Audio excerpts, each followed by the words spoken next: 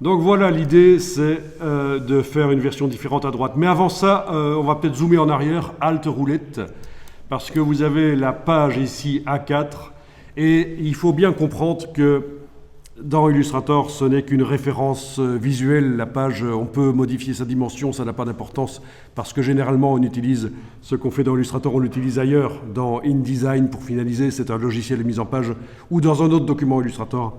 Et donc on va surtout pas, une fois qu'on n'a plus la place, on va surtout pas essayer de réduire les éléments. Parce que quand on réduit, parfois les contours, eux, ne se réduisent pas et ça devient des gros pâtés. Les dessins qu'on fait, ça devient moche. Non, il vaut mieux agrandir le plan de travail derrière. Donc pour agrandir le plan de travail, vous activez l'outil plan de travail. Et du coup, vous allez pouvoir, avec les poignets, oups, j'annule avec les poignets, voilà. OK. Agrandir, tout simplement. Ici, j'utilise de temps en temps la barre d'espacement sur le clavier pour bouger l'image sur la fenêtre. Ça, c'est les petits rappels pour la navigation. Alt roulette pour zoomer en avant, en arrière. Barre d'espacement pour bouger les choses. OK. Une fois que vous avez fait ça, vous pouvez reprendre la flèche noire dans la palette des outils.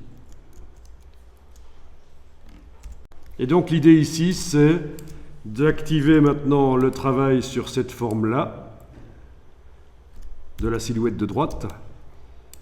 Dans la palette aspect, on vérifie que, eh bien en fait, il faudrait activer le fond dégradé.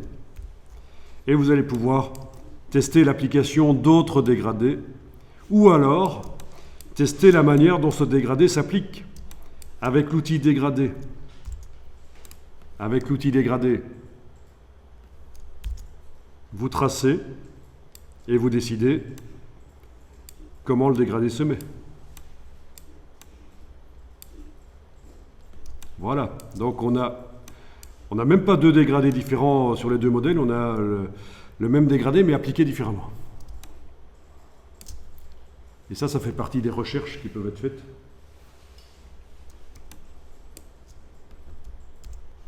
Quand vous activez l'outil dégradé, est-ce que vous voyez la barre ici qui apparaît?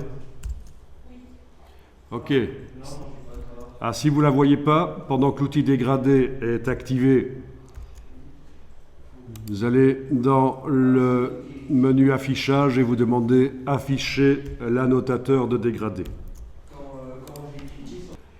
Bon, la barre, si vous la prenez, elle permet de bouger le dégradé. Alors, il faut la prendre par le bon endroit.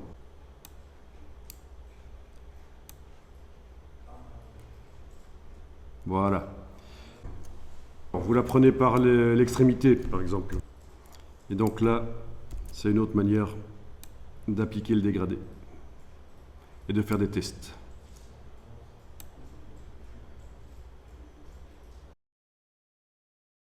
Alors, les petites boules là qui apparaissent sur l'annotateur de dégradé, ben, ce sont les couleurs.